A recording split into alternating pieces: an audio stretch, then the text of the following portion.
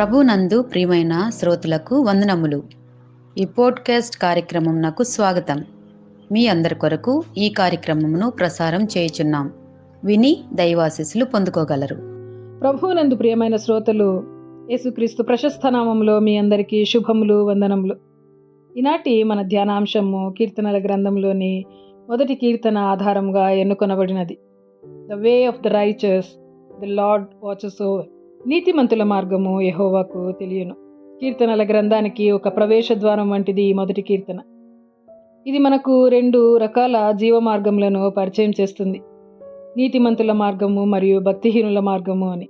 ఇది రెండు రకాల జీవన శైలులను, రెండు దిశలను మరియు రెండు గమ్యస్థానములను మనకు చూపిస్తూ ఉంది. ఇది కేవలము నైతిక ఎంపిక మాత్రమే కాదు, ఇవి నిత్యత్వానికి దారితీసే జీవన మార్గాలు. ఈ కీర్తన ఒక శక్తివంతమైన వాగ్దానంతో ముగిస్తుంది. అంతేకాదు, అది మనకు ఓదార్పునిచ్చే గొప్ప సత్యం. మరి ఈ కీర్తనలోని 6వ వచనాన్ని మనం గమనించినప్పుడు, నీతిమంతుల మార్గము యెహోవాకు తెలియను, భక్తిహీనుల మార్గము నాశనమునకు నడుపును అని మనము కీర్తనకారుడు రాసినట్టు చూడగలం. ఈరోజు మనం దేవుని నిరంతర పర్యవేక్షణలో ఉండే జీవితం అంటే ఏమిటో కొద్దిసేపు ధ్యానిద్దాం. మొదటిదిగా, నీతిమంతులు సరైన మార్గాన్ని ఎంచుకుంటారు. నీతిమంతమైన జీవితము మనం తీసుకునే స్పష్టమైన నిర్ణయాలతో ప్రారంభమవుతుంది. ఈ కీర్తన మొదటి వచనము మనం దూరంగా ఉండవలసిన 3 దశలను గురించి హెచ్చరిస్తుంది. భక్తిహీనుల సలహాలను పాటించకూడదు అని, పాపులతో సహవాసము వారి పాపంలో పాల్పంచుకోవటమే అని, అపహాసకులతో చేరటం వల్ల పాపపు అలవాట్లకు బానిసలు అయ్యే అవకాశం ఉంటుందని మనల్ని హెచ్చరిస్తుంది. ఈ పాపం అనేది జారుడు బండ లాంటిది. దేవునికి దూరం చేసే చిన్న విషయాలతో ఇది మొదలయ్యి చివరికి పాపంలో స్థిరపడిపోయేలా చేస్తుంది. కానీ దీనికి భిన్నంగా నీతిమంతులు దేవుని వాక్యం నందు ఆనందించేవారుగా ఉంటారు. వారు లోకపు అభిప్రాయములను అనుసరించరు, దేవుని సత్యాన్ని మాత్రమే అనుసరించే వారిగా ఉంటారు. మరి మనము దానియేలు జీవితంను గమనించినప్పుడు, బబులోనుకు చెరపట్టబడి బానిసగా వెళ్ళినటువంటి దానియేలు విగ్రహారాధన మరియు రాజకీయ ఒత్తిళ్ల మధ్య ఉన్నప్పటికీ కూడా అతను దేవుని పట్ల నమ్మకంగా ఉండాలని ఎంచుకున్నాడు. చట్టవిరుద్ధమైన తెలిసినా కూడా రోజుకు 3 సార్లు ప్రార్థించేవాడు. దానియేలు నీతిమంతుల మార్గాన్ని ఎంచుకున్నాడు. దానికి ప్రతిఫలంగా సింహాల బోనులో యెహోవా అతన్ని కాపాడాడు.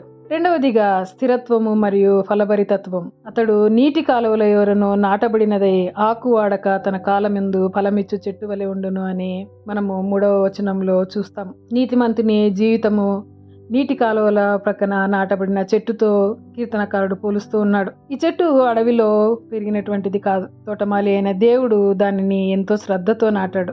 అదేవిధంగా మన జీవితము యాదృచ్ఛికమైనది కాదు, ఒక ఉద్దేశంతో దేవుడే మనల్ని ఇక్కడికి తీసుకుని వచ్చాడు. మరి ఆ చెట్టు యొక్క వేళ్ళు నీటి కాలువ అంటే పరిశుద్ధాత్మ ద్వారా దేవుని వాక్యము నుండి బలాన్ని పొందే వేళ్ళుగా ఉంటున్నాయి. జీవితంలో కష్టాలు, నిరాశలు, వ్యతిరేకత అనే ఎండలు వచ్చినా అది వాడిపోదు, ఎందుకంటే దాని జీవధార ఎంతో బలమైనది. మనము యోసేపు జీవితాన్ని గమనించినప్పుడు, ఆయన తన అన్నల ద్వారా అమ్ముడుపోయాడు, నిందలు ఎదుర్కొన్నాడు, జైలు పాలయ్యాడు.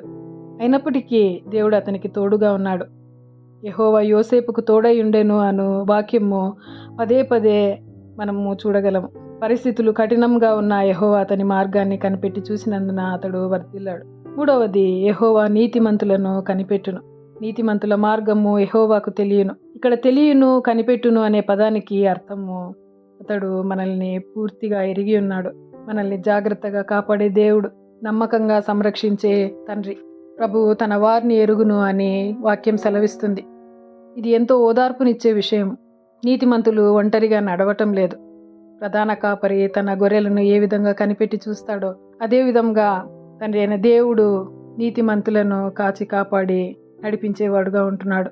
మరి దావీదు రాజు కాకమునుపు గొర్రెల కాపరిగా ఉన్నాడు. 23వ కీర్తనలో ఆయన యెహోవా నా కాపరి అంటాడు. దావీదు తన గొర్రెలను ఎలా కాపాడాడో దేవుడు కూడా అలాగే నడిపిస్తూ, రక్షిస్తూ, పోషిస్తూ ఉంటాడని దావీదు అర్థం చేసుకున్నాడు. మరణ ఛాయలు గల లోయలో నడిచినప్పుడు కూడా దేవుడు దావీదుకు తోడుగా ఉండినాడు. చివరిదిగా, ఈ కీర్తన మనకు స్పష్టమైన ఆహ్వానాన్ని ఇస్తోంది.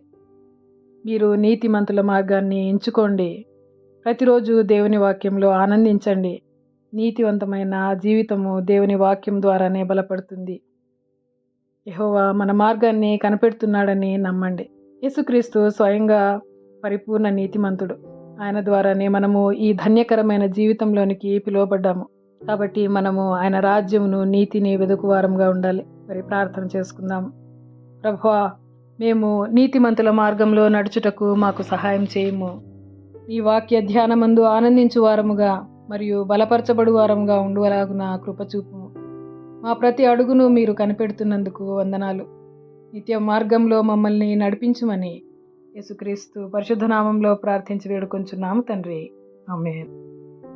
ఈ కార్యక్రమమును గూర్చి మీ సలహాలు మరియు మీ ప్రార్థనా అవసరతల కొరకు మమ్మను సంప్రదించవలసిన మా ఫోన్ నంబర్ 9480585039 మరియు ఈమెయిల్ ఐడి info@fibaonline.org. మా ఫోన్ నంబర్ మరొకసారి 9480585039. Email ID info@fibaonline.org.